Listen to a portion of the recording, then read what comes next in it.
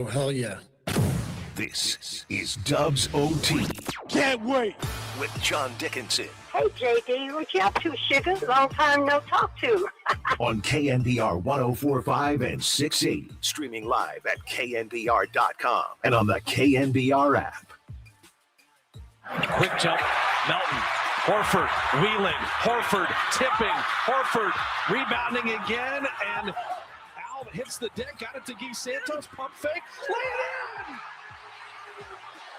The Dubs have taken the lead. You got to get a stop here. Shot clock is off. Memphis not taking timeout. Small inside. What a collision and a miss. Cam Spencer lost the handle.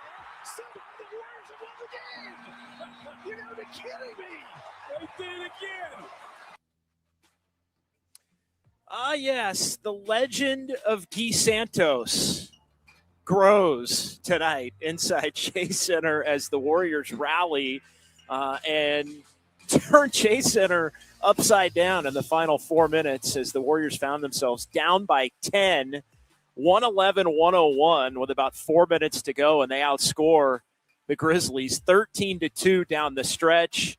Some big-time Gui Santos plays, some big-time Al Horford plays, guys flying around, DeAnthony Melton hustling, winning jump balls, getting offensive rebounds, defending, and inspired, gritty performance from the Warriors tonight as they rally and get the win against the Grizzlies. So 2 of the last 3 for Golden State, and they do it in similar fashion to the game that they won in Phoenix as they continue to live life without Jimmy Butler, and at least for one more game before the All-Star break on Wednesday, life without Steph Curry. In addition to Jimmy, we welcome you in on a wild night inside Chase Center, as it turned out to be. Warriors win it 114-113 over the Memphis Grizzlies, and so Golden State getting the win to move back to 4 games over the 500 mark with the victory.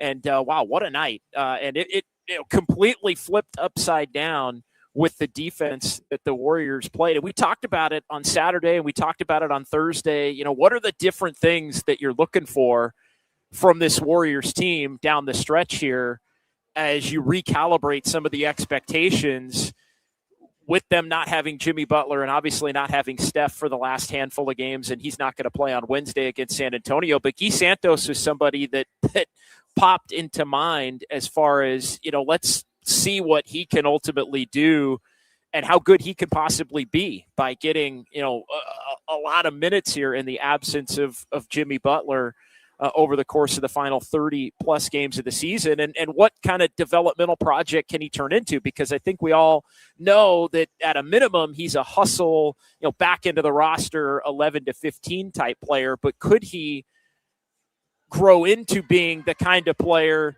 that can be more impactful on a night in, night out basis, and maybe more impactful playing more minutes than just the spot, you know, 5 to 10, 10 to 15. And he was huge for the Warriors in this game down the stretch. Really, the Warriors won this game tonight because of Al Horford and Gui Santos. And I know Memphis is a team that's essentially actively tanking, and there were a few plays down the stretch there that made you wonder to what level the Grizzlies might just be actively tanking with some of the backcourt turnovers. But to me, you give the Warriors credit for hustling. You give the Warriors credit for being able to fight and continue to try and compete on a night that was really, for the most part, extremely ugly inside Chase Center.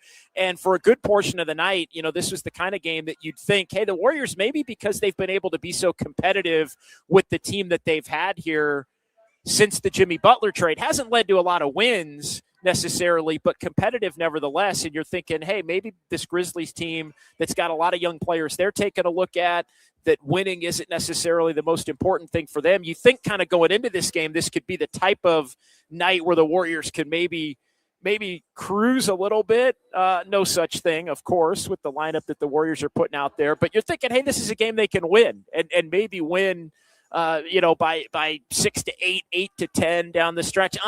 Grizzlies were, for the most part, all night in the Grizzlies' wings. Super talented, and Memphis was owning certain areas of this game. Bench points, they had a 68-42 advantage for the Grizzlies in terms of bench points. They were holding their own points in the paint.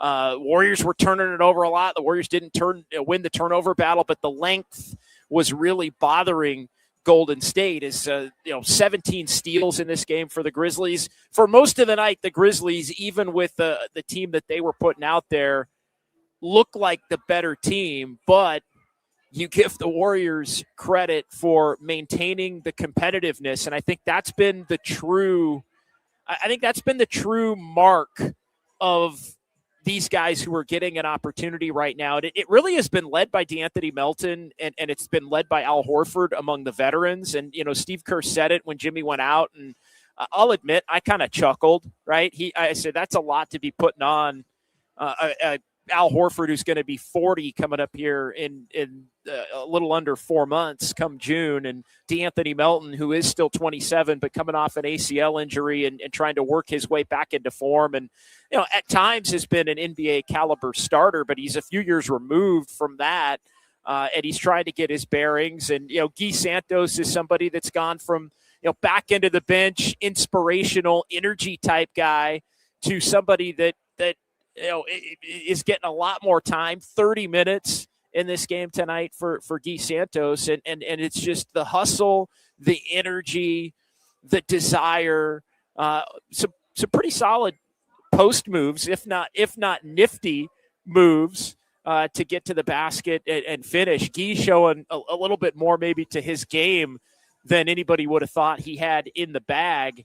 And you just look at the complementary effort tonight. Brandon Pajemski, good Brandon Pajemski night for Golden State as he winds up with 16 points. Pat Spencer had 17 and 7 assists. Kerr chose to finish the game with Pajemski over Pat Spencer, and it wound up being the right call. Pajemski was among the group that early kind of got the Warriors back into it as we run through this thing. And it is Dubs OT with JD here on the Sports Leader as we welcome you in from Harmonic Brewing in Thrive City on this Monday night as the Warriors do win 114-113. So 808 KNBR is the number if you want to jump in and join the conversation. 415-808-5627. Golden State Lumber and Showroom text line. We do have Kyle Haar back in the Daly City studios. Cheers to everybody out here at Harmonic. And it is a celebratory feel on this Monday with the Warriors able to come back and pull a rabbit out of the hat here against the Memphis Grizzlies to win this game 114-113. So if you want to react to it, it's the best YouTube chat in sports. We appreciate everybody watching on YouTube and Twitch, as well as the KNBR Twitter stream as well here for the Sports Leader. But a lot to get into as we'll keep this thing rolling up until about 11 o'clock, maybe a little bit later on this Monday as folks are having a good time at Harmonic in Thrive City. So, yeah, let's run through just some early thoughts in the game. I kind of mentioned it, the fact that, this is the kind of game that you'd think, all right, if the Warriors can come out and have a similar effort to some of the games they've had here over the last couple of weeks with terms of their energy and effort, maybe this is a game that on paper you'd predict that they could win. And then, of course, the Grizzlies jump out immediately to a 17-7 lead on the Warriors. There were a lot of empty seats at the start tonight inside Chase Center, and I think that should be pointed out because it wound up being completely the opposite of how the game started by the end, because the Warriors finally gave the fans who came to Chase Center something to really cheer about with the rally and the ultimate victory. But you look at it, there were a lot of empty seats tonight, and it was very quiet inside Chase Center. I think it was the quietest that it had been at any point this season at tip-off. There was a lot of, Steph's not playing, and Porzingis isn't quite going to be ready yet, as both of them now get shifted toward projected returns in the first game after the All-Star break, which is going to be a week from Thursday. But Warriors immediately get down 17-7. It's kind of a crowd sitting on their hands. not initially thinking that they were getting maybe what they had paid for when they had bought these tickets to see, of course, Steph and Jimmy and maybe others be able to compete after the level that the Warriors had played there toward the end of December and the first half of January up until the Jimmy Butler injury. But the first turning point of the game was after the Warriors found themselves down 17-7, a 25-15 run at the end of the first quarter, and that was keyed by Brandon Podziemski and Al Horford, who immediately came in and made an impact on the game in a positive manner. Podziemski had 8 in the first quarter. Horford in the first quarter came in off the bench and scored 5. Both of those guys were on the floor for the entirety of the 25-15 run, which turned a 17-7 deficit into a 32-32 tie at the end of the first quarter. Game tied at 32, go to the second. Back and forth quarter, Warriors really let it get away from them at the end of the second quarter. The Grizzlies on a 13-4 run in the final 3+ minutes before Moses Moody got fouled on a three-pointer in the closing seconds. He hit 2 of the 3 free throws, but the Warriors still found themselves down 8 at the half. It was 65-57. And then you go to the third quarter where Memphis was able to take control even farther and build what ended up being a 17-point lead. And you're thinking, my goodness, this is going to turn into one of the more ugly Warrior defeats on the season, as the Warriors found themselves down 13 going to the fourth. And then it felt like they were down 10 all night. It felt like they were down 10 all night long. You look up, Warriors are down 10. You look up at just other than that run into the first quarter over those final 5-6 minutes, it's like the Warriors are down 10. Every time I look at the scoreboard, what is going on here? And that was how the early part of the fourth quarter played out. And you're thinking, wow, this is going to be a disappointing kind of a night. It's going to be the kind of the night that tells you that you're really going to have to get Steph back on the court. You're going to have to get Porzingis on the court and healthy and able to contribute in a meaningful way. Otherwise, there may wind up being more nights like tonight with a lot of these guys having to play down the final stretch of the season. But in a blink, it turns 4:47 to go, 111-101 in favor of the Grizzlies. And that's when the Warriors end up turning it on. You got Pat Spencer with a steal in that mix. Podziemski ended up coming in for Pat Spencer. It was Horford with a bucket off the dish from Brandon Podziemski. Gui Santos hitting a three-pointer to bring the Warriors to within 5. And then it was just hustle left and right on the boards. Al Horford fighting for loose balls. Podziemski fighting for rebounds. Warriors getting offensive rebounds, getting tied up on jump balls. Podziemski had a shot off a steal to put the Warriors in front. And it just felt like, oh my goodness, are the Warriors going to have enough in this thing to get over the hump?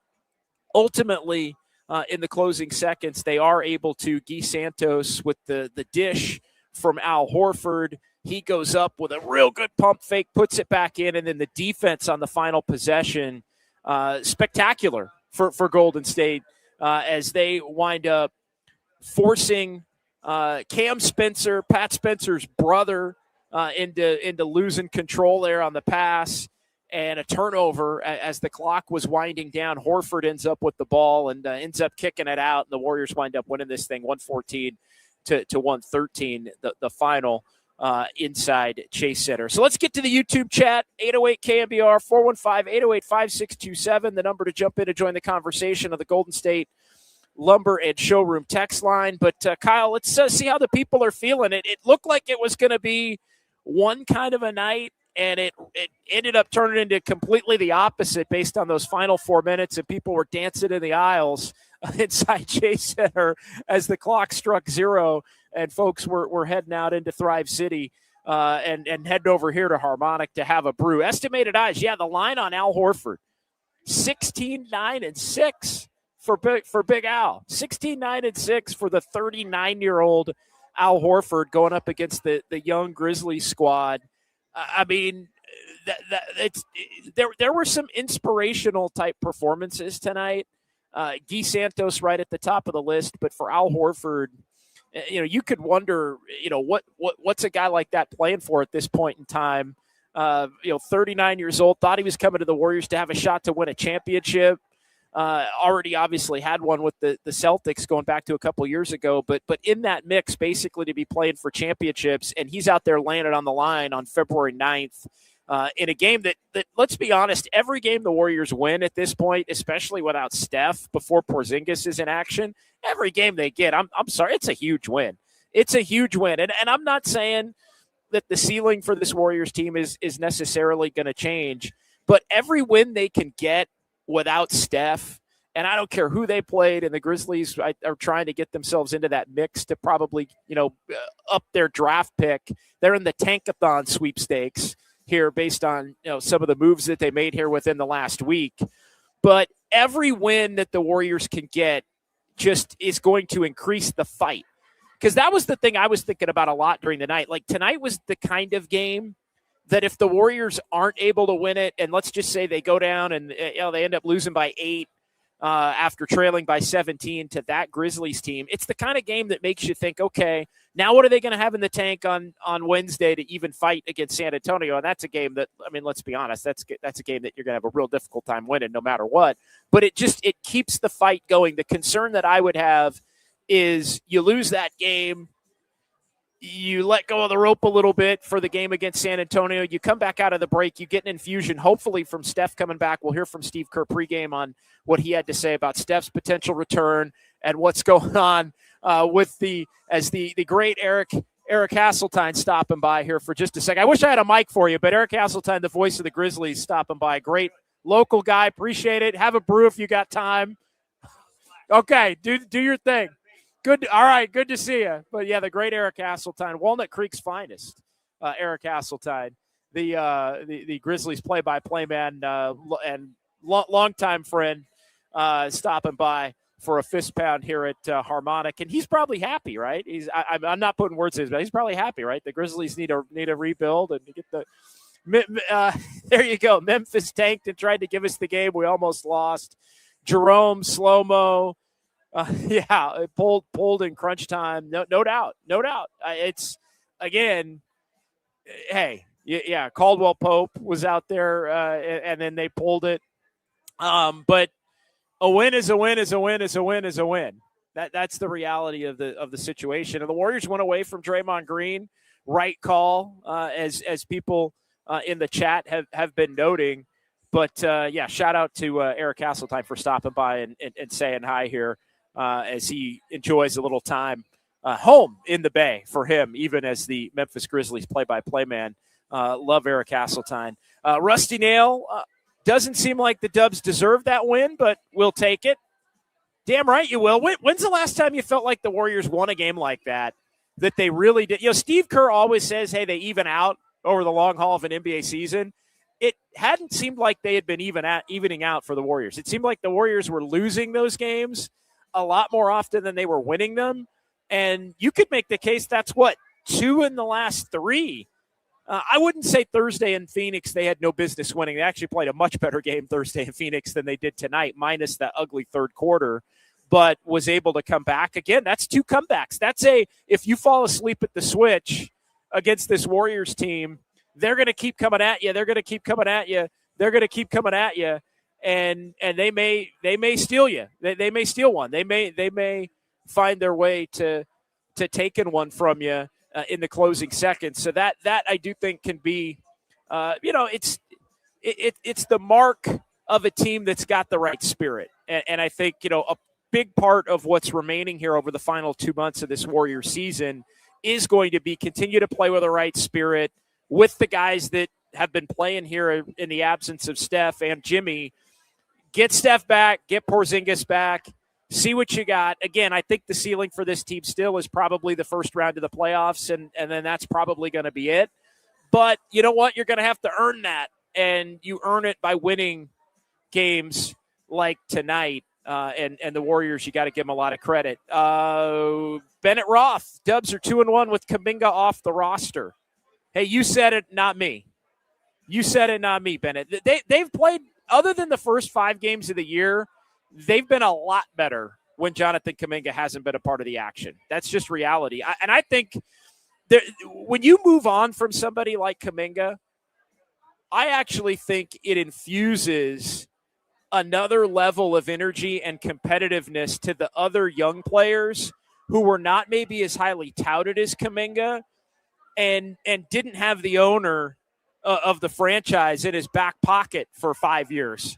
To me, it's if you're a young player, and Gui Santos is the perfect example because Gui Santos, would play and not play and play well and get pulled and not play well and then not play. And you know what Gui Santos would do?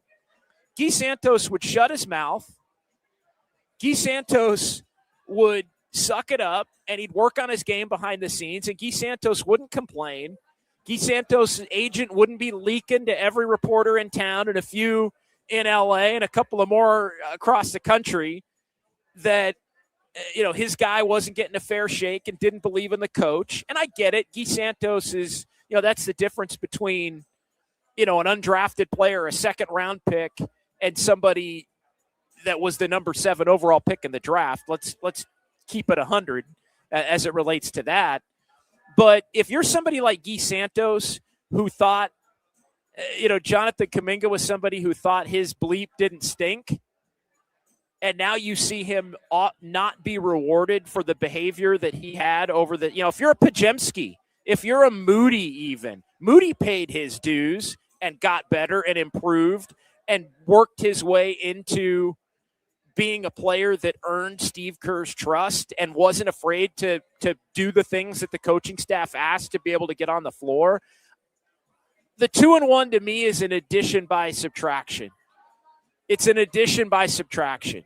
I do think there's a small cloud that lifted with Jonathan Kuminga no longer on the roster. Andis Brown, Dre started bringing back his bad habit of making some bad decisions with the ball again tonight, 7 turnovers. Yeah, Draymond it was ugly for Dre. It was ugly for Draymond tonight. A lot of bad pass turnovers. Just not an impactful Draymond game. And, what you've seen more and more here of late, and we were starting to see this even before Jimmy Butler went down, Steve would just play him a little less, maybe not finish the game with him, play your best 5. And I don't think it's necessarily Draymond falling out of favor as much as it is just the, recognition of the fact that he isn't the player that he used to be.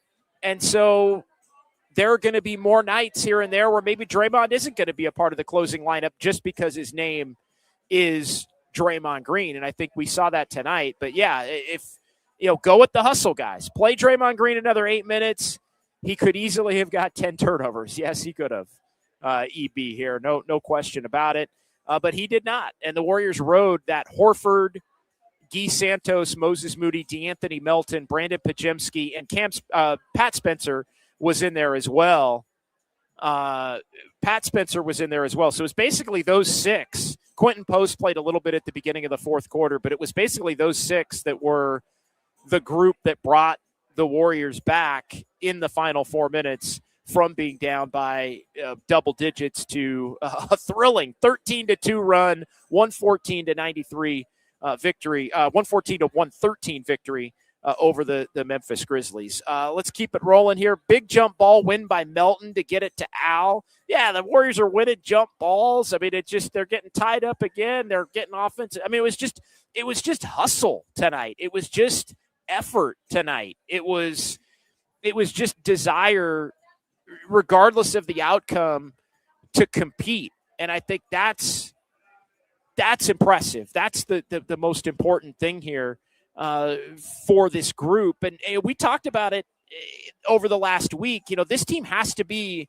a grimy team, a defensive-oriented team, a hustle team, a physical team, an outwork you team, a get down in the mud and drag you team. A team full of guys like Gui Santos, frankly. Just guys that are not afraid to scrap if this team's going to have any shot at pulling off any kind of wins against anybody. And so we've seen the Warriors able to do that, and it's added up to a few more victories here than I think anybody would have anticipated in the aftermath of the Warriors heading to this stretch here between Jimmy Butler going down. I mean, they got the win at Minnesota.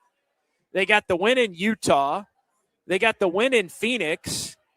And now they finally get one at Chase. It feels like the Warriors have not had games like tonight at Chase Center, really even with Steph and Jimmy playing, where they get down late and they rally and they steal it.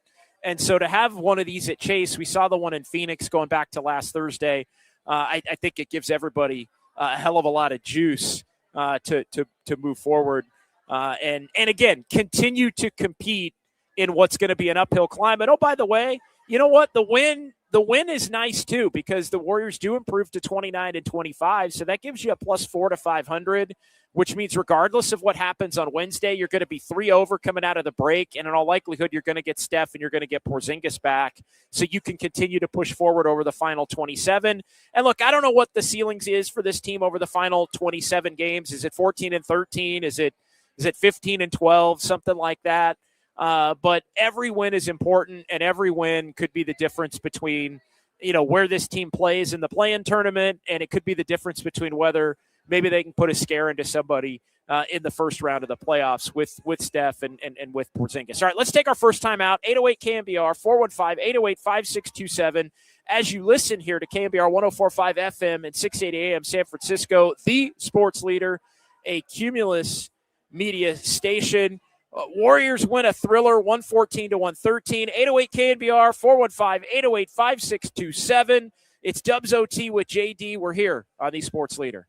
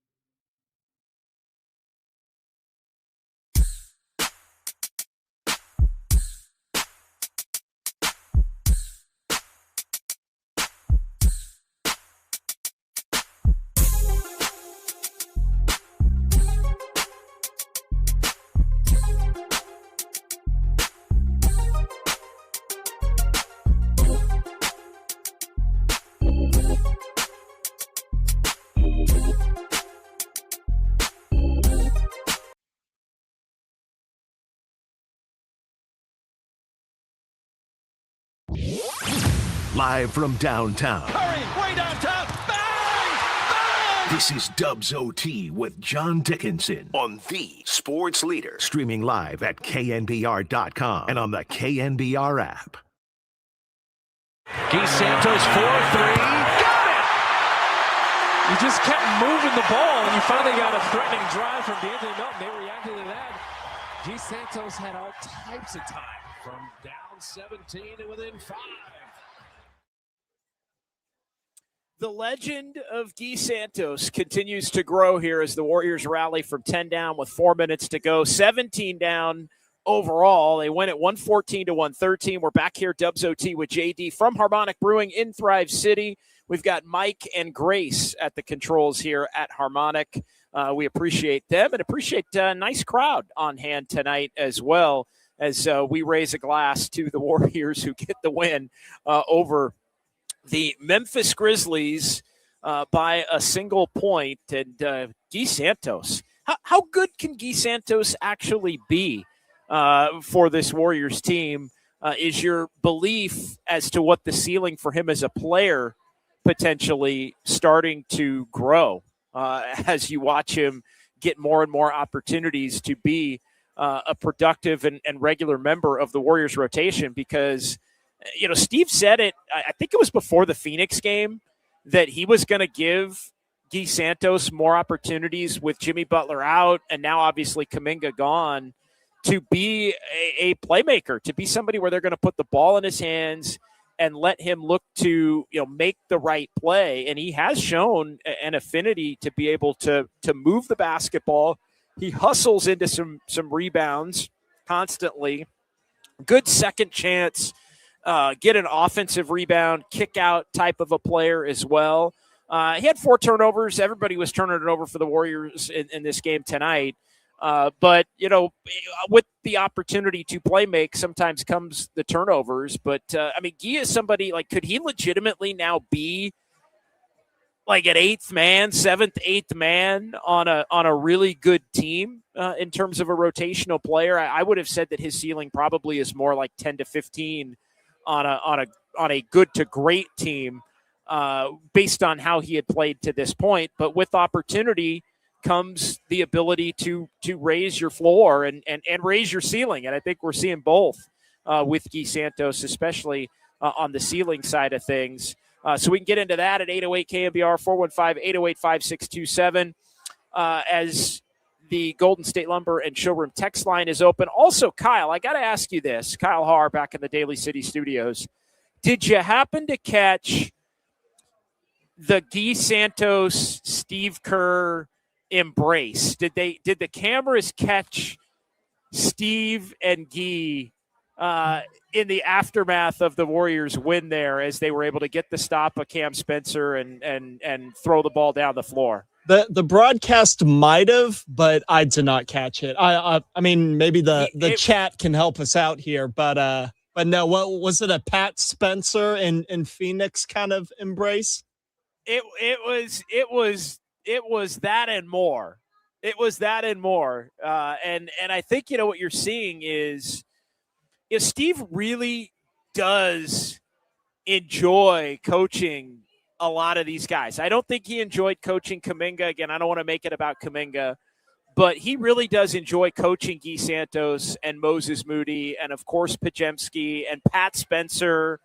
And, there's a lot made of, could Steve Kerr become the kind of coach that could basically take a group of guys that really aren't the most talented top to bottom and, get them to level up in certain ways based on the talent that they have? Could they basically become, I would say, almost like some of the Miami teams that we've seen, where, the Heat would deal with injuries or Jimmy Butler would be out when Jimmy was playing for the Heat. And Miami inevitably would just have this group with Spoelstra of guys that were just grinders, right? They would go out and they would just scrap night in, night out.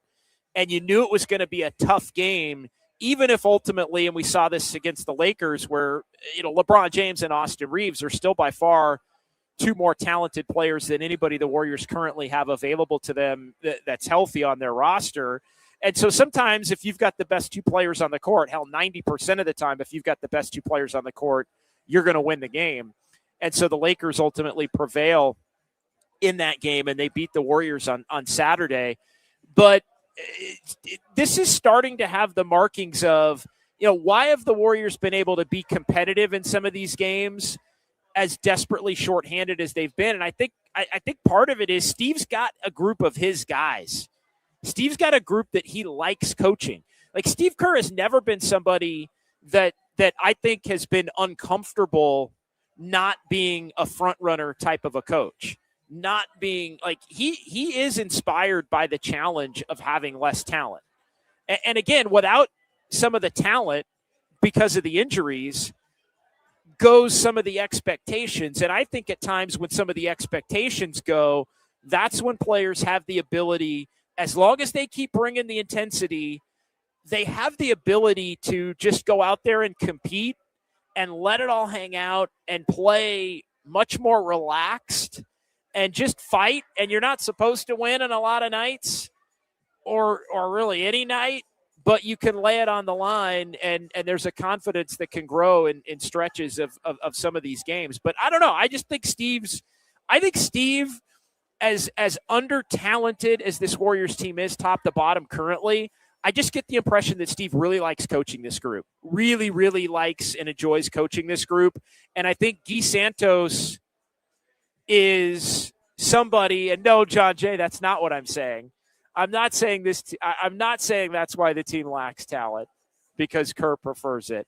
What I'm saying is that I think you need he prefers a certain type of player that's going to be able to fit in and play the style and the system, even with the high-end talent out. And I think he has a group that he enjoys. And I think at times the collective can be greater than some of the individual talent that you may have on your roster or be forced to play. No, he would much rather have the talent. But we're talking about Steph, Jimmy Butler level of talent. We're not talking about he who will not be named again, because I've probably already named him too much, and he plays for the Atlanta Hawks now. So 808 KNBR, let's keep it rolling here.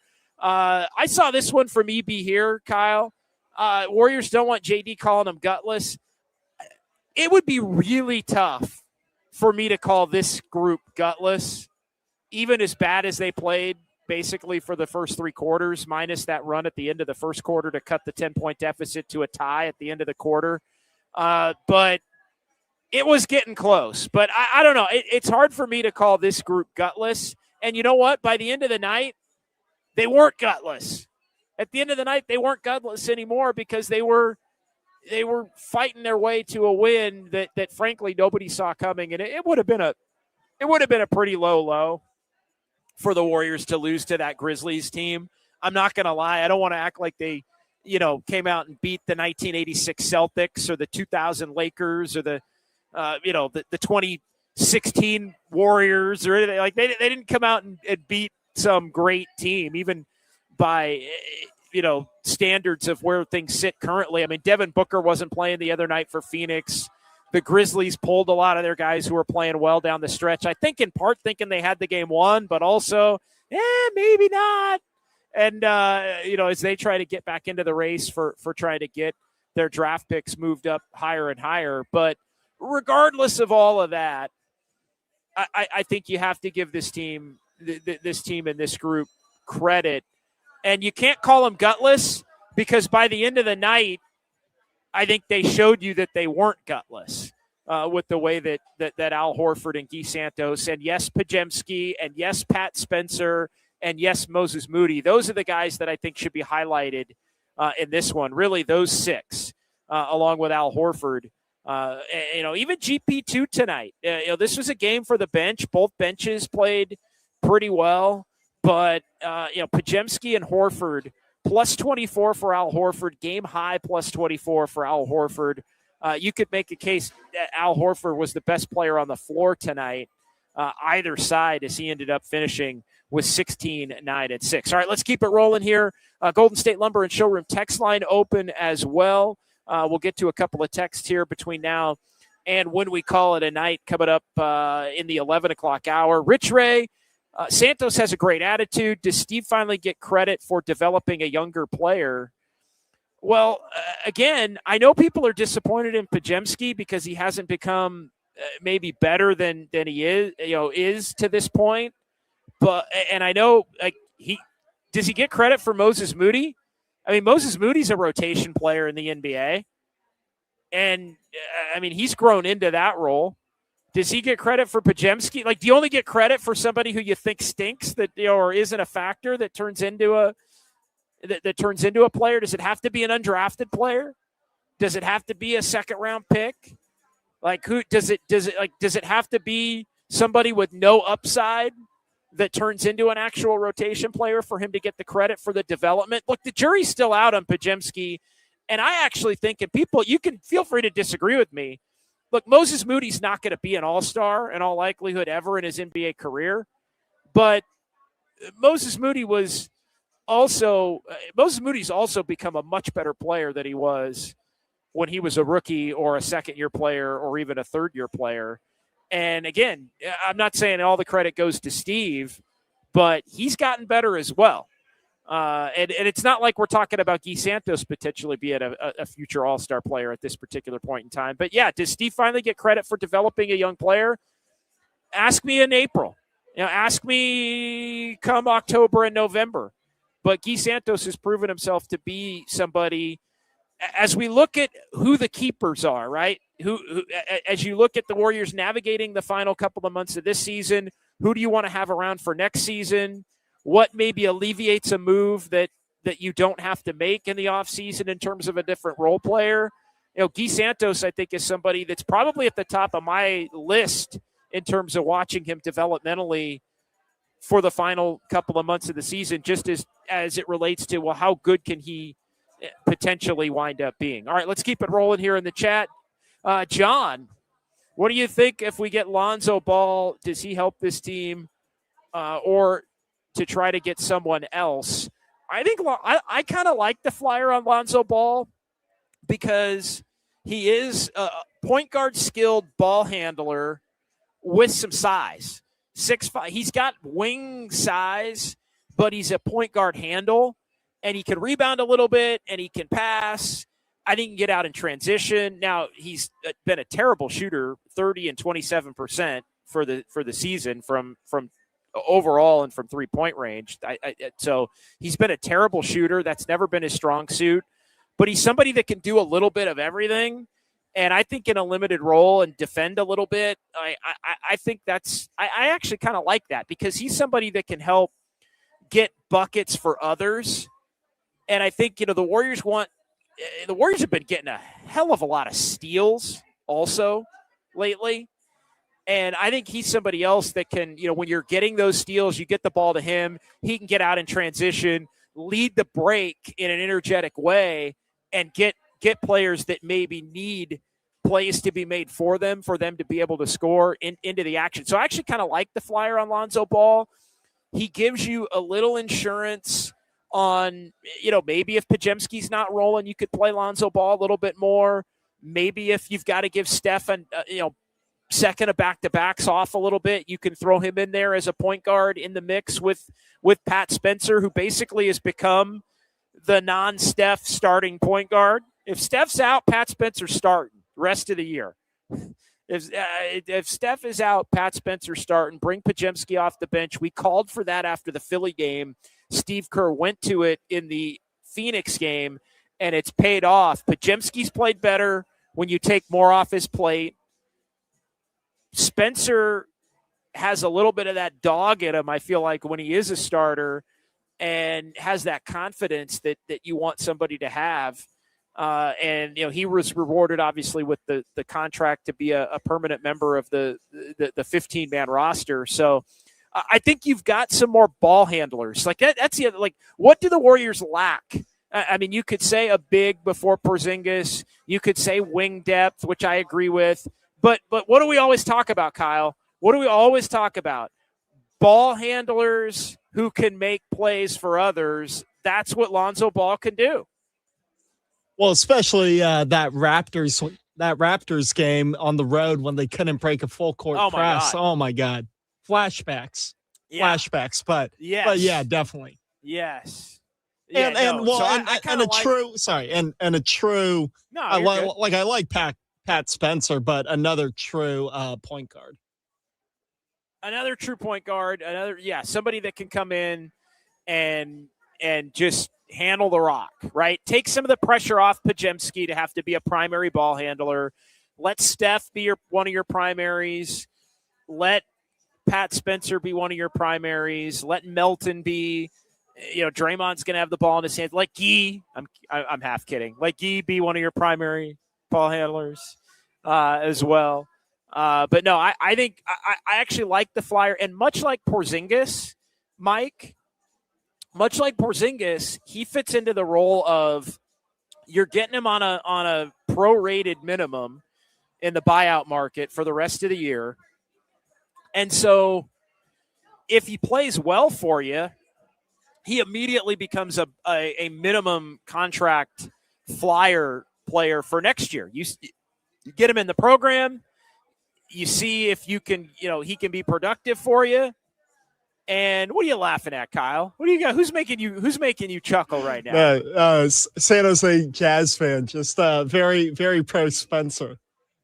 I think Sancho thinks that Pat Spencer is a true number one point guard. Oh my, yeah. I don't know about that. And look, we've seen when he's had a lesser role when Steph's been playing, it hasn't quite fit the same. But these games where Steph's been out and they just make him the starter it has been something to witness here. But where was I? I lost my train of thought. We were talking about what were we talking about? Oh, how Porzingis fits and why it makes sense to give Lonzo a flyer. Okay. Yeah. Well, you give Lonzo a flyer. It's the same thing. Like if he plays well, you got him on a minimum for next year. It's the same thing with Porzingis. If Porzingis plays well, you get him in the program. You can keep him healthy. He gets to work with Rick Celebrini. And now all of a sudden they're more inclined to want to sign with you because you've helped them further their career here over the final 2 months of the season. So I actually kind of like it because what the Warriors are trying to do here is set themselves up to where Steph's coming back. You want to keep Melton. You've got Moody. Okay, you've got Draymond and Porzingis and Horford. And Pajemski in all likelihood, Gui. You want those guys to be able to come back. You're one move away. Maybe you keep Lonzo, maybe you don't. You keep Porzingis. And then you're a move away in the summer beyond that, plus Jimmy coming back, and then you got action. If Jimmy can be healthy and be a factor over the final 40 games, let's say next year, maybe that team can make a little bit of a run because you still have all that draft capital. So I like that. I don't like what the Porzingis move represented, and we spent a good chunk of time talking about that last week. You don't like what the Porzingis move represented in terms of the failures of the two timelines and the inability years ago to get more for Kuminga when his value is higher. But when you separate it from that and you look at Porzingis, if you can keep him healthy, he's actually exactly the kind of player that you would want to have on a Steph, Jimmy Butler led kind of a team. All right, let's keep it rolling here. 808 KMBR. Let's do a few more here before we take our next time out. Official Dr. P. Need wings. Will never compete without athletic wings who can shoot and defend. The doctor is always right. Well, you're not wrong about that, Doc. I'll tell you that. You are not wrong about that. And they do still need wings. And I think I was hoping of all hope that the Warriors would use the Kuminga deal or the Kuminga salary to get themselves a wing. Didn't come to fruition. I think they wound up getting the second best thing in terms of stylistically what you would want in what Porzingis brings to the table. But that they are that one wing away. They're that one wing player away. And that to me is the offseason move. if you are going to go the route of trying to anticipate Jimmy Butler eventually coming back and that team potentially have an action. I'm not so sure, and we'll get this 510 Steve. I'm not so sure that's the number one, best practice, but I think at this point, at least going down that path with Jimmy. And by the way, Jimmy did have his surgery today, his ACL surgery down in LA. And everything went according to his plan. It was a successful surgery, the ACL repair. And so he will be back and around the team at some point. Steve Kerr did say pregame that Jimmy is going to be back and around the team at some point once he's able to get on his feet again. He obviously has to be immobile for the first part of his ultimate, eventual rehab. But Jimmy has said to Steve, and Steve had said he talked to Jimmy Butler's agent earlier, but Jimmy wants to come back when he can toward the end of March or even in April and be around the team. And I do think there's a benefit to having Jimmy around.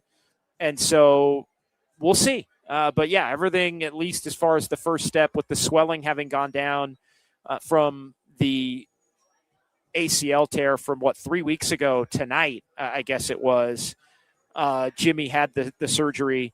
And again, the next official update from the Warriors will be basically on media day of 2026 at the end of September, beginning of October. Basically day one of training camp will be the next update on his progress, where everything sits, and some timeline of when at that point there could be potential for a return, whether it's going to be on the shorter end, wouldn't bet on it, 9 months, or on the longer end, 12 months. And right around now, I know DeAnthony Melton came back a year to the day from his surgery. So mark that down. A year to the day from today is probably like the last game or two before the All-Star break. Although the All-Star break is going to be later next year, by the way. The All-Star break is going to be the 21st. So the Super Bowl next year, guys, is on Valentine's Day, by the way, in case you didn't know. In case that wasn't mentioned yesterday, it probably was.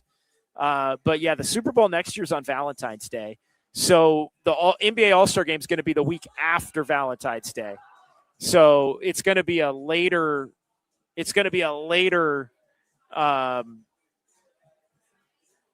All-Star break for next year. So I think Jimmy could be back with a few games to go before the All-Star break. 510 Steve, watching Golden State Warriors games now, like the GM, Mike Dunleavy, no expectations, no urgency. Just let's see who's still here next year. Wins feel accidental, losses feel scheduled. Yeah. Oh, man. When you strip those expectations away, and I don't think that's how Dunleavy watches the game at all. But hopefully Mike's recovered from that poor press conference performance in L.A. the other night. Man, we were all over him.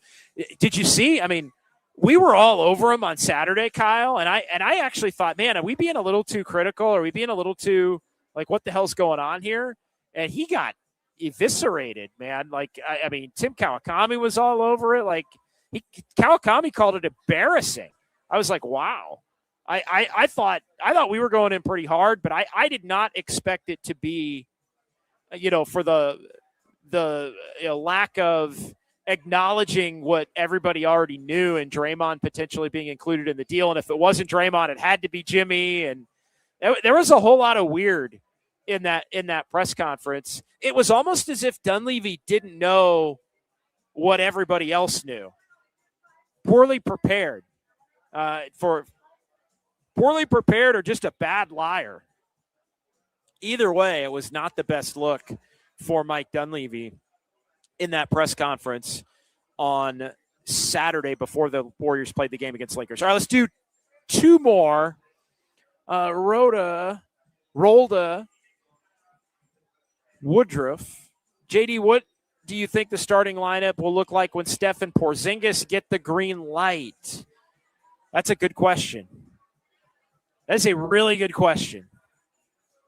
And because it's had to change here with the Warriors not having Steph, and they've gone smaller again at the start, which I've found to be surprising.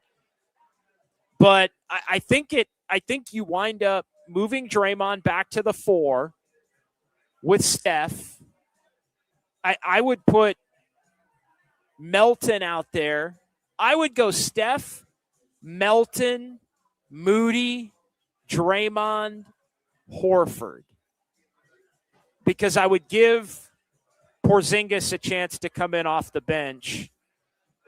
And I would basically say Porzingis or Horford are going to be out there all of the time unless you really think you have a small ball answer with Draymond playing a little bit of center. So I would say Steph, Melton, Moody, Draymond, Horford, and then you've got Porzingis off the bench, you've got Podziemski off the bench, you've got Gui off the bench, you've got GP off the bench, and then you roll from there. Yeah, John J, Steph, Melton, Moody, Gui, Porzingis should be the 5. Kerr will make it. No, it will not be Pods. It will not be Pods. I think Pods is done starting for this team. And I think the games in which Steph misses, you go back to Spencer being out there as well in the Steph spot. And maybe you need to tweak it another way. But no, that I would go Steph, Melton, Moody, Draymond, Horford. And again, that would leave Porzingis off the bench. That would leave Podziemski off the bench. That would leave Peyton off the bench. That would leave Will Richard off the bench. That I think is how you roll if you're Steve Kerr when Steph comes back and Steph targeting. By the way, Steph not going to play in the All-Star game. Steve Kerr making that announcement prior to the game. Not going to play obviously in the game on Wednesday, the final game before the All-Star break, and targeting the first game after a week from Thursday against Boston when the Warriors are back on the Chase Center hardwood after the All-Star game. All right, let's take a quick timeout. Actually, let's do one more. Let's do one more. Let's do one more, Kyle. Clem Akers, I think Kerr will be here for at least 3 years now. I think he's going to come back next year. Organizationally, they're going to have to be aligned, but I think Steve Kerr, I have changed my opinion based on the Kuminga trade. I do think Steve will be back for next year. He might go year to year again, but I think Steve will be back for next year now, given the fact that there is more buy-in, I think, among the players that he's going to be coaching and, having guys that fit the style that he wants to play for this team moving forward here. And of course, Steph is going to have a say, and what the paycheck is going to be is also going to have a say as to whether Steve Kerr ultimately returns. So good thought there. All right, let's take a timeout. We'll come back. Sounds of Dubs OT coming up. We'll get some fun with numbers in. More in the YouTube chat. 808 KNBR. Phone lines open. We're out here at Harmonic. Mike and Grace, cheers here with a good crowd on a Monday night. People having a good time. As the Warriors get the win, they rally 114-113, a 13-2 run in the final 4 minutes to win it, and we're talking about it right here in the Sports Leader.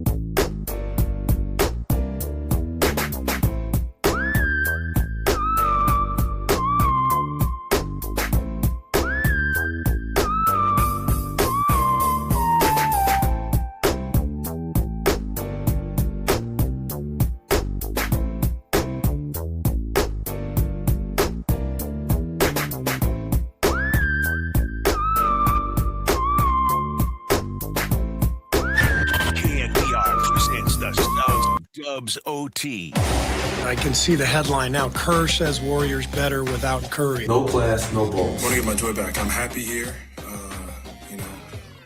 off the court. Now here's John Dickinson. All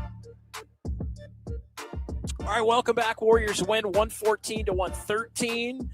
They rally 13-2 run down the stretch to win this one in the final 4 minutes. Dubs get it done. They're 29-25, so back to +4 to 500, and the Warriors now 4-6 since the Jimmy Butler injury.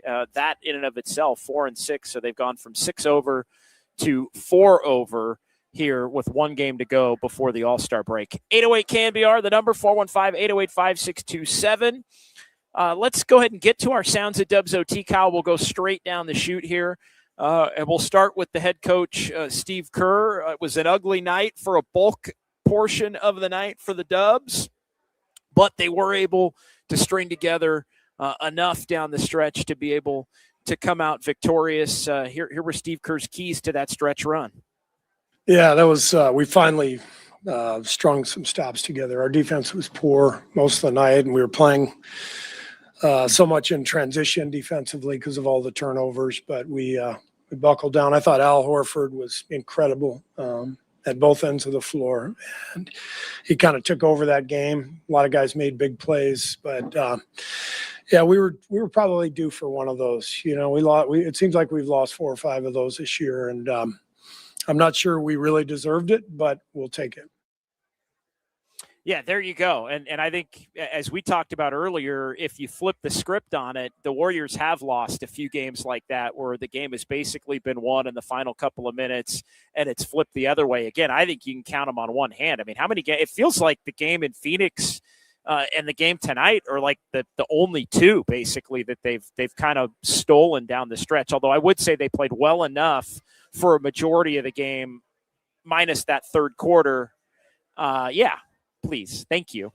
They played well enough for 3/4 of that game to be able to say, hey, they deserved it tonight. I mean, let's other than the final few minutes of the first quarter and the final few minutes of the game, the Warriors were awful tonight. I mean, they really were. I mean, it was the kind of game where you're like, oh my God, like this team with this group can't beat anybody. And it's just, but they fight, they scratch, they claw, they find a way to get the job done. So they get credit for that. But yeah, Horford, just unbelievable down the stretch. And the will for a guy like Al Horford, who's about to turn 40 in June, to, that's won a title, that's probably going to be a Hall of Famer, won in college. Like for Al Horford to be the guy that's like, no, we're going to win this game. We're going to win this game. Like that means something. To be sure. All right, let's hear another, and we'll hear a couple of Kerr. We'll hear a couple of Al Horford. Here was Steve Kerr on the emotional shift from the first 3 quarters that we talked about to the end of this one. We were kind of begging for some emotion in the first 3 quarters. We just were dead in the water, and there was no fire, no energy, and the coaches were trying to get everybody going, and sometimes it just takes a spark. And I thought Al was great. I thought Quentin Post came in for 5 minutes and did a really good job after not being in the game. And we found a group there. Those last 7 minutes that it really clicked. Yeah, last 7 minutes clicked. Really, the last 4. And, yeah, just playing with some energy, playing with some emotion, playing with some passion down the stretch there. Not wanting to take what would have been a pretty embarrassing L. And, again, we would have been having a completely different conversation had the Warriors lost this game. But with this team, again, we don't rate wins. We don't rate wins on Dubs OT. It's like rule number 1. We don't rate wins. If the other team's tanking and they kind of give it to you, if you have to have a 40-year-old Al Horford, not quite 40, 39, and he'll be 40 in 4 months, I guess, on June the 3rd. But, whatever it winds up needing to be, if you can earn it, you take it. And the Warriors will gladly do that on a night like tonight. All right, here's Al Horford, as we'll hear a couple from him, our Sounds of Dubs OT. following the Warriors' victory. Al got off to a horrific start to this season. He was much maligned. Like, is he cooked? Is he washed? I don't think he was fully healthy at the beginning of the year either, and that kept him out. But he went to Camp Celebrini, and he got himself right. And really, Al Horford for the last 6 weeks, coming up on 2 months, has been a really productive player for the Warriors. I mean, you could count the number of games where he was impactful up until about 6 weeks ago on one finger. I mean, it was basically the one game against Denver the first week of the season when the Warriors came back late and beat the Nuggets. But here is Big Al on what he's tried to bring to the table for this Warriors team this season. Yeah, I mean, it just comes down to, there's so many ups and downs in the season, and some games you're probably not at your best, and you kind of have to find a way. And for us tonight was really just for me was just kind of bring energy and try to bring stability, to our group, because I just felt like we were playing really fast. There was a lot going on, and one of the things that we did was, like, if we're just solid, I feel like we'll give ourselves a chance. And there towards the end, that's what we did. We kind of settled down, and the game, was better for us. Yeah, they didn't really quit turning it over. They were still turning it over a lot. End up with 23 on the night, 23 points off the turnovers. Memphis turned it over 18 times. Warriors scored 20. So it ended up being a -3 in terms of the turnover margin as far as points off the turnovers go. But to me, it was more the fight than the settling down. I mean, we're talking about offensive rebounds. We're talking about diving for loose balls. We're talking about winning jump balls. We're talking about passes in traffic. We're talking about pump fakes with guys draped all over you to try to get up. Like, it was really in all the little things. And oh, by the way, excellent defense. You give up 2 points in the final 4+ minutes. Again, who cares who wasn't out there or was out there for the Grizzlies? You do that in the final 4 minutes, it's going to give yourself a chance. So call it stability if you want. It's definitely something that helped the Warriors prevail in this one. All right, let's hear one more from Al. And we've been all over it tonight as far as young players who played an impact. And look, Pat Spencer's not a young player, Kyle. 29 years old, almost 30, gonna be 30. Did he turn 30 yet? How old is Pat? Is Pat Spencer 30? I think he's still 29, if memory. Yeah, 29. All right, so Pat Spencer is still 29. His birthday is coming up. By the way, Pat Spencer, Kyle, 4th of July birthday. 4th of July. Birthday for Pat. A true American. Happy birthday, Pat, and happy birthday, America. So coming up here. So still 29, but he is a young player in terms of NBA experience. Impactful. Moody, young player. Gui Santos, young player. Brandon Podziemski, young player. Quentin Post out there at the beginning of the fourth quarter to give the Warriors a change of pace for 5 minutes. Young player. Young players with their fingerprints all over this Warriors comeback tonight. Here is Al Horford on the young players getting their shot to have to kind of do more right now with so many players out. Yeah, no, it's great to see it. I've been so impressed with Gui. Just, he puts in a lot of work, even going into the season. You could see that he was really putting in the time in his game and his shooting, and he's been so professional, and he just stayed the course until he got his opportunity, and he's making the most of it. So I'm always impressed, and it just feels great to see those younger guys taking advantage of these opportunities and not making excuses and making the most of it. Pat also is another, guy that's professional, that he's staying ready, and he just has another level to him. He gets on the court, like we're in the huddle, and he's one person. We get on the court, he's totally different, and I love that competitiveness about him, that drive, that really kind of gets us going. So I really enjoy playing with him too. Yeah, Gui Santos, 23 years old, is Gui Santos. Gui Santos plays with the poise of a 35-year-old. Gui Santos is extremely poised for as young as he is. Obviously, you could see it. Just the passing, the seeing of the floor, and then again he hustles his ass off, which is I think the number one thing that earns him minutes. But Gui Santos is turning out to maybe be something. If there winds up being some semblance of a blessing that maybe helps this team for next year, maybe it's the fact that Gui Santos turns himself into a bona fide rotation player. Again, jury's still out. Don't want to get carried away, but Gui Santos was awesome tonight, in addition to Al Horford, in helping to lead this Warriors team to victory. All right, let's keep it rolling here in our final segment. We'll probably go about another 15 or so. That is your sounds of Dubs OT here as the Warriors do come back and get the win 114-113 over the Memphis Grizzlies. Let's get back to the YouTube chat. More from the people here tonight. San Jose Jazz fan 8. Yes, the Kerr-Gui embrace, quite similar to the Kerr-Pat embrace, but with Pat, Kerr whispered into Pat's ear, "You just won a $2 million contract." That's very good. Very, very good. Very, very, very good. Well, how much is Gui potentially earning, Kyle, for next year? Gui is a free agent.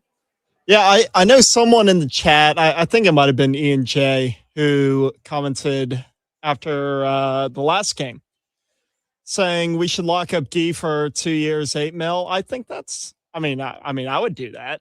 I think he might command maybe a little bit more than that, but and somewhere in that range, I think it's fair. Yeah, I think, he would have to be, I think, his number is 2.2. So he already got the $2 million contract. His number is 2.2.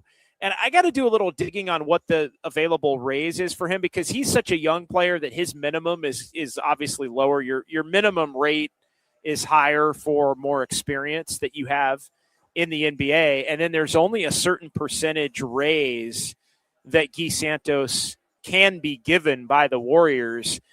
Teams could, and again, I don't think he's at a level where teams are going to pay him like their mid-level exception or anything like that at this point. Even the taxpayer mid-level, which is still right around like $6 million a year. So I think he's still south of that number.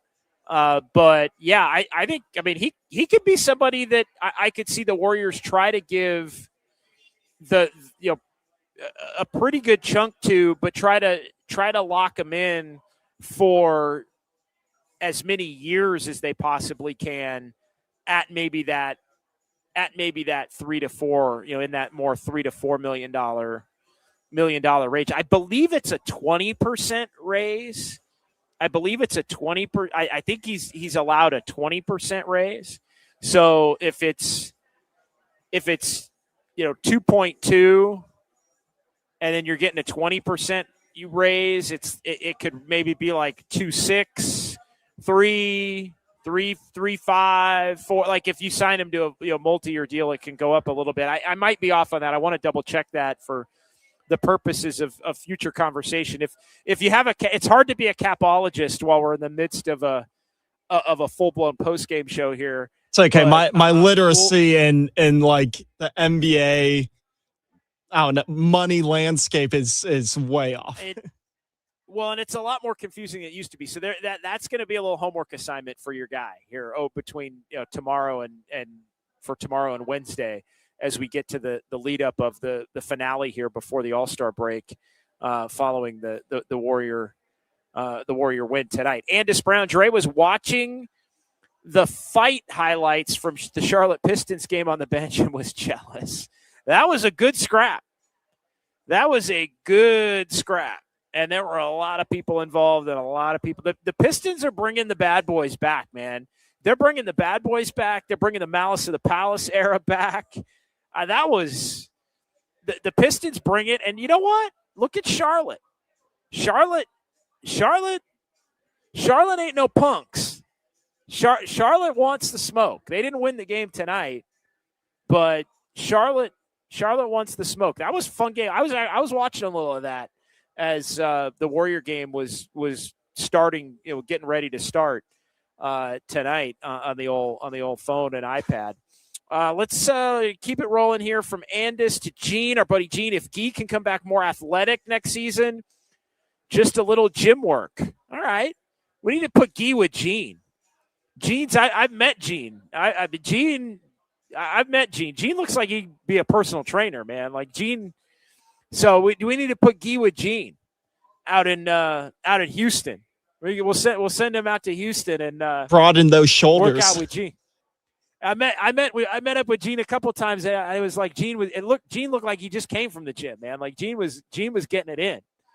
Gene in good shape, man. Like that was good. Diggum, Kerr sat Draymond against a team that was tanking. I'm telling you, the whole night was hilarious. Yes, it was. Yes, it was. It made no sense. You had Memphis, the better team, for 3 quarters. They pull the guys that are playing well, thinking maybe they're going to win the game, or maybe not. Draymond wasn't playing well. They wind up with Al Horford finishing the game with Gui Santos and Melton and all those guys. It was a weird night. It was a weird night for sure in the NBA. And, yeah, there are a lot of teams that I like this one. Gui's development makes J.K. stands look so dumb. LOL. I mean, yeah, how come Gui can develop but Kuminga can't? Again, time will tell on that one. Like I'm not ready to really come up with a firm opinion on exactly what all that means. But part of it is the willingness to attempt to do the little things or be a role player. I mean, Kuminga never wanted to be a role player. He thought he was a star already, or at least enough of a talent to be a focal point. And other than really a few stretches in each individual season and the first few games of this season, Kuminga never wanted to be a role player. He never wanted to. You be the role player first, and then once you're the role player, you expand from there into being more impactful. That was the thing they could never get Kuminga to buy in on. They could never get Kuminga to buy in on doing the little things that would help him get on the court. And then once you get on the court, behind the scenes, you're working on your game. And then you get more of an opportunity to do more. Chris Cash, Kuminga is Cam Thomas, and they both will be on the Beijing Tigers in 2028. Again, I don't know about that, but I don't think, look, if Kuminga doesn't show a lot of promise quickly with Atlanta, he's going to wind up on a third team quicker than I think anybody would anticipate. I think that's an absolute fact. All right. Joe Schmo, Al getting in his groove. If Pingus can play, that's huge. Is that a real nickname for him? I've seen that a lot. Is that a real nickname, Kyle? Well, I think do I need to go to Basketball Reference? It definitely isn't, but do you remember that Knicks fan that went viral on draft night when the Knicks took Kristaps Porzingis, and he was like, "Oh, Tingus Pingus." All right, I was gonna say I'm seeing Zinger, I'm seeing Zinger, KP6, Unicorn, Godzingas, Porzingod. I've never heard that. Are those real nicknames? Are those real nicknames? Those aren't real nicknames, are they? Porzingod might be my favorite. Porzingod? Al getting in his groove. If Porzingod can play, that's huge. Porzingod? Is that seriously? Are these real nicknames? I'm looking at the Basketball Reference page for Kristaps Porzingis. Zinger, KP6, Unicorn, Godzingas, Podzingod. There's no way. I've never has anybody ever heard Podzingod before? 808 KNBR. That's unbelievable. That's probably Pajemski's nickname that he put on his Basketball Reference. Podzingod. Yeah, Podzingod. That's, yeah. You sure it wasn't, yeah, Podzingod? Man. All right, let's keep it rolling here. Podzilla. No Godzingus. Santa Cruz Warriors versus the Memphis Hustle. Pat H. Yeah, it did feel like that. Bingo chiming in. Porzingis can play, but can he stay? We shall find out. He's not getting a raise. He's not getting a raise on 30.7. I'll tell you that. He's not getting a name on 30.7. Don Peralta, he made that nickname up like LeBron named himself the King. Did LeBron name himself the King? He's been in the league so damn long, I don't even remember. Pretty crazy there. My bad. Kyle doesn't like it when I play with the chats now. I can play with the chat. I don't do it all the time, but I can tell I'm ticking Kyle off. Kyle's getting mad because I have the ability to play with the chats now. Who's the old man? Uncle Al? Uncle Al was cooking tonight. Uncle Al threw the clock back about a decade tonight with 16, 9, and 6 and a plus 24. Unbelievable night for Uncle Al. All right, I don't know where that one is. You can keep it. Down by 13 with 6 minutes left, no problem. Down by 10 with 3.5 minutes left, no problem. 13-2 run, night Grizzlies. Oh, by the way, Steph was feeling it. I talked about the Gui Kerr hug, but my goodness, Steph was he was dancing, screaming, shouting, fire. Steph was on one at the end of that. He was loving it, and much like the game the other night. Like, Steph has been really enjoying this team. Again, the burden of expectations creates joy. The burden of expectations creates joy. Draymond, says San Jose Jazz fan. Draymond, if Steph or Jimmy were playing, those wouldn't have been turnovers. Okay. I see you there.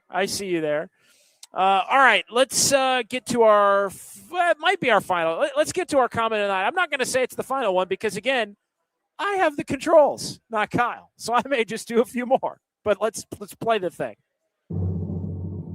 Now, time for the Dubs OT comment of the night.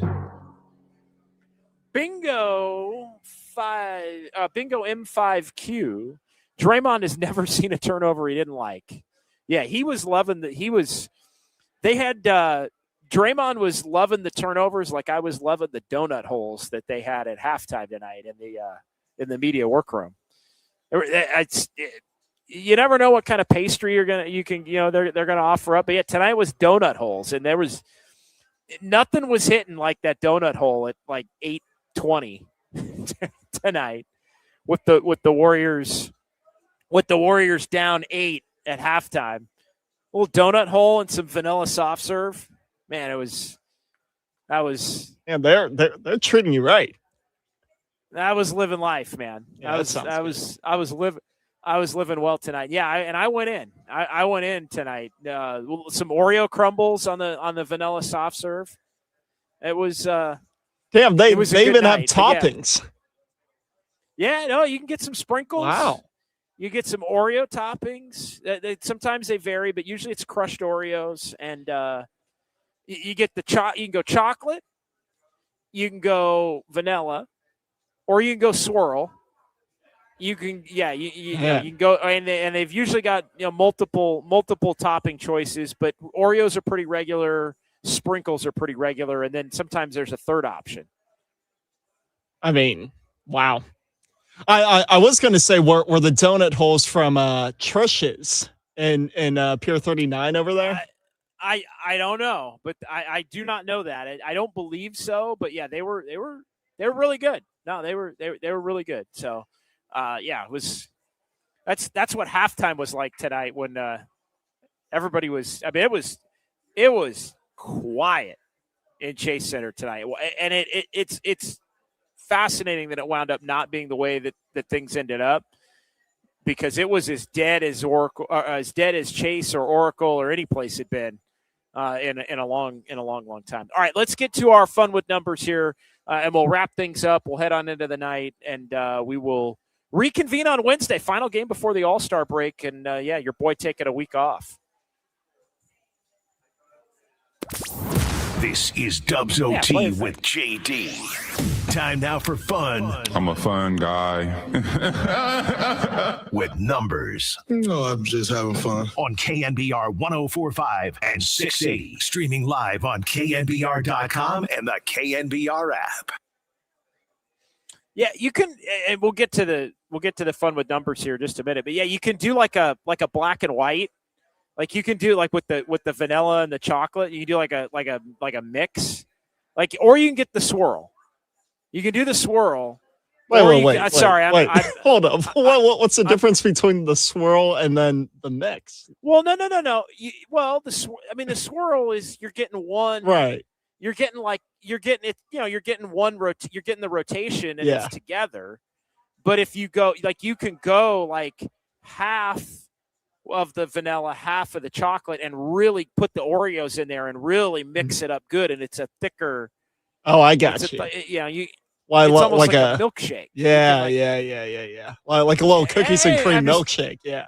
Yeah, I'm fixated. I'm sorry, I'm a little too fixated on the shakes. I'm a little too fixated on the soft serve machine in the workroom there. I was just thinking about it. All right, let's get to our fun with numbers here to close up things on this Monday night. Warriors season high 3-game home losing streak done, over, finite, gone, 18-9. Warriors at home this season in 27 games, 14 home games to go for Golden State. They beat Memphis for the second time this season. I'm going to tell you that the Warriors need to not be losing to Memphis again, at all. They need to not lose to Memphis again this season. Warriors' 11th win of the year when trailing by double figures. This ties the largest comeback for the Warriors this season, going back to January the 15th against the Knicks.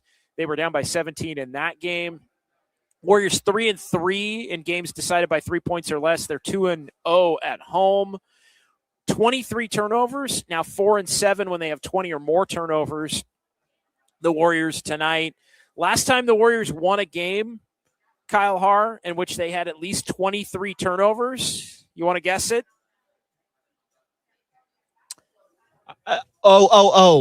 Pelicans? November of 2023 against San Antonio. They had 24 turnovers and they won 118-112. It was the night after Thanksgiving in 2023 inside Chase Center. Warriors' second clutch game in the last 3, 23rd of the season. Warriors are 10-13 in clutch games with the win tonight. They did shoot 53% from the field. It was negated in large part because of the turnovers. The Warriors are 12-3, 8-1 at home when they shoot 50%. Memphis had 68 bench points against the Warriors, which was a opponent season high. And tonight, the Warriors, it didn't look like it was going to be that way. I know it's tickets sold and all that, and the tickets are sold ahead of time. There were some no-shows tonight, but it was the 592nd straight sellout, which is the longest active streak. But tonight was one of those nights where I was kind of wondering, But again, the tickets are sold, even if the people saw that maybe Steph and Jimmy were not playing and said, all right, we out on this one tonight. Pat Spencer, team high 17, fourth straight game in double figures for Pat. Al Horford, season high 16, 9, 6 assists, 11th game of the season for him in double figures. And Brandon Pajemski had 16 off the bench, scoring in double figures for the second straight game and for the 12th time in the last 16 contests for Brandon Pajemski. Kyle Haar, some final thoughts to you, my man. Final thoughts. Ooh. Give me a final thought. Yeah. I'm not a big chocolate ice cream guy, actually. So Okay, I might go solely vanilla, but I will do some Oreo crumble on top. Okay. But then from the game itself, yeah, always a fan of Gui, and shout out Al Horford, who has been playing so much better than the start of the season. Yeah, no, it's yeah, he's playing very well, without a doubt. What made me think of the chocolate ice cream and the mixture, the like a black and white shake, like when you go with the vanilla and the chocolate together, was our guy. It was our guy Austin that had, I think, both, and then and like a pallet of Oreos mixed in there, which that's what kind of, I mean, Austin is like, from a eating standpoint, Austin is like 24. He's like 24 going on 8. It's like it's. Where are there Dino Nuggets too? If they're available, they are. All right, let's wrap it up. Kyle, thanks to you, my man. Thanks to Overnight Dave. We'll talk to you Wednesday. Have a good night, everybody. Dubs OT with JD, the sports leader. Emirates Cup or bust? Oh, hell yeah. First of all, you got to start off liking each other. Big fat dub. Ain't nobody going to